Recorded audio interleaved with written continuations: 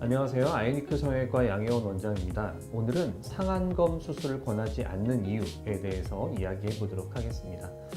상안검 성형술이라는 것은 쌍꺼풀을 하면서 피부를 절제해내는 수술을 말합니다. 보통 우리가 나이가 한 50세 전후 정도가 되시면 눈 위에 피부가 처져서 눈을 덮게 되고 쌍꺼풀이 작아지고 눈도 작아져 보이게 되고 또 기능적으로도 눈의 바깥쪽이 짓무르거나 눈뜨기가 불편한 이런 증상들이 생기곤 하는데, 이럴 때 시행하는 것이 바로 상안검 성형술입니다. 이 상안검 성형술은 눈 처짐이 있을 때 가장 많이 시행하는 수술인데요. 아이러니하게도 수술 후에 결과가 자연스럽지 못한 경우가 많습니다. 거기에는 그럴 만한 이유가 있는데 크게 두 가지로 설명드릴 수 있고, 그렇다면 상안검 성형술 이외에 다른 어떤 방법이 있는지도 오늘 말씀드려 보도록 하겠습니다. 우리 몸의 모든 신체 부위는 피부로 덮여 있죠. 이 피부의 두께는 신체의 부위마다 다릅니다. 그 중에서 눈꺼풀의 피부는 우리 몸에서 피부가 가장 얇은데요. 이 눈 안에서도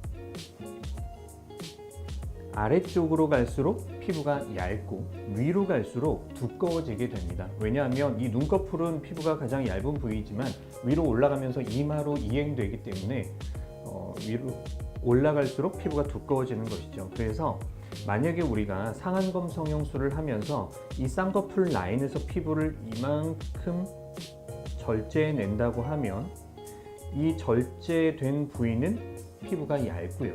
그 위에 있는 피부는 두껍기 때문에 절제낸 후에 두꺼운 피부가 아래로 내려와서 쌍꺼풀 바로 위쪽에 위치를 하게 됩니다. 그렇게 되면 쌍꺼풀 라인의 아래쪽은 피부의 두께가 굉장히 얇고 위쪽은 두껍기 때문에 단차가 발생하고 굉장히 눈두덩이가 불룩해지고 답답해 보이게 되는 것입니다. 그러면서 인상이 변했다는 이야기를 듣게 되는 것이죠. 또 다른 이유가 있습니다. 그것은 우리 눈에 보면 이렇게 피부 결이 있는데요. 이 눈뿐만 아니라 우리 몸의 피부에는 어떤 부위든지 피부 결이 있습니다. 이 피부 결이 생기는 이유는 근육이 이렇게 움직이면서 움직이는 결을 따라서, 움직이는 방향을 따라서 피부가 계속 접히니까 생기는 이런 주름입니다. 눈꺼풀도 역시 이런 피부 결이 있는데 이렇게 자세히 보면 피부 결들이 있죠. 그래서 수술을 하지 않은 자연 쌍꺼풀이라는 것은 이 피부 결을 따라서 접히는 주름인 것이죠.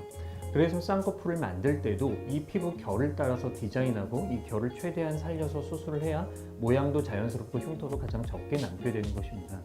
그런데 여기에서 피부를 이렇게 왕창 잘라낸다 그러면 이 눈 안에서는 피부를 잘라낼 수 있지만 그 바깥쪽에선 피부를 자를 수 없기 때문에 이 피부를 잘라낸 쪽에 바깥쪽은 피부가 이렇게 뭉치면서 울게 되죠. 그러면서 바깥쪽에 이렇게 빗살무늬, 가로 주름이 생기게 되는 것입니다. 그래서 상안검 성형술을 통해서 피부를 굉장히 많이 절제하신 분들을 보면 눈의 앞쪽과 뒤쪽에 가로주름이 심하게 남아있는 것을 볼 수가 있습니다. 그래서 이런 피부의 두께 그리고 피부의 결을 고려하지 않는 수술이기 때문에 사실 상안검 성형술은 피부가 굉장히 얇은 분들에게는 결과가 좋은 경향이 있지만 일반적인 동양인들, 피부가 좀 두꺼운 분들에게는 결과가 굉장히 어색해지기 쉬운 수술이라는 것입니다. 자, 그렇다면 상안검 성형술 이외에 다른 방법은 없을까? 저희가 가장 많이 권해드리는 방법은 바로 눈썹 아래 절개입니다. 눈썹 아래 절개라는 것은 이렇게 눈 처짐이 있을 때 바로 눈썹 바로 아래쪽에서 이렇게 절개를 해서 처진 피부를 절제하는 방식인데요. 수술이 간편하면서도 이 절제해내는 피부는 두꺼운 피부고 그 쌍꺼풀 라인 위쪽에 있는 얇은 피부는 그대로 보존이 되기 때문에 결과가 굉장히 자연스럽습니다. 그래서 저희는 눈썹 아래 절개를 가장 많이 권해드립니다. 눈썹 아래 절개만 하는 경우는 반이하고요. 눈썹 아래 절개와 함께 쌍꺼풀 수술을 같이 하게 되는데 그 이유는 원래 쌍꺼풀이 없거나 너무 작은 경우에는 시간이 지나면서 노화가 진행되면 다시 금방 덮여버리는 경우가 있기 때문에 어느 정도 적당한 크기의 쌍꺼풀을 만들어주는 것이 시간이 지남에 따라서도 이런 우리 수술의 결과 예쁜 눈을 유지하는 데 더 도움이 되기 때문에 쌍꺼풀을 같이 하는 것이고요. 그때 쌍꺼풀 할 때는 쌍꺼풀 라인에서 피부 절제는 가급적이면 하지 않습니다. 또 다른 경우에는 이전에 쌍꺼풀 수술을 하셨거나 아니면 원래 있는 쌍꺼풀이 쌍꺼풀에 비대칭이 있거나 모양이 예쁘지 않은 경우에 그것을 수정하기 위해서 쌍꺼풀을 같이 하기도 합니다. 또 어떤 경우에는 피부를 굉장히 많이 잘라낼 때 많이 잘라내면 이 눈썹 아래 절개는 눈의 바깥쪽이 주로 많이 올라가는 수술이기 때문에 쌍꺼풀의 바깥쪽은 좀 높고 앞쪽은 이 안쪽은 조금 낮아지는 경향이 있어서 그런 쌍꺼풀의 모양을 교정하기 위해서도 또 쌍꺼풀을 같이 하게 됩니다. 그래서 저희가 가장 흔히 권해드리는 수술은 눈썹 아래 절개를 통해서 피부 절제를 하고 쌍꺼풀의 모양은 개별적으로 피부 절제 없이 쌍꺼풀 수술을 통해서 쌍꺼풀의 모양을 잡아드리는 방법을 가장 많이 권해드리고 있습니다. 이 외에도 또 한 가지 방법이 있는데 바로 이마거상입니다.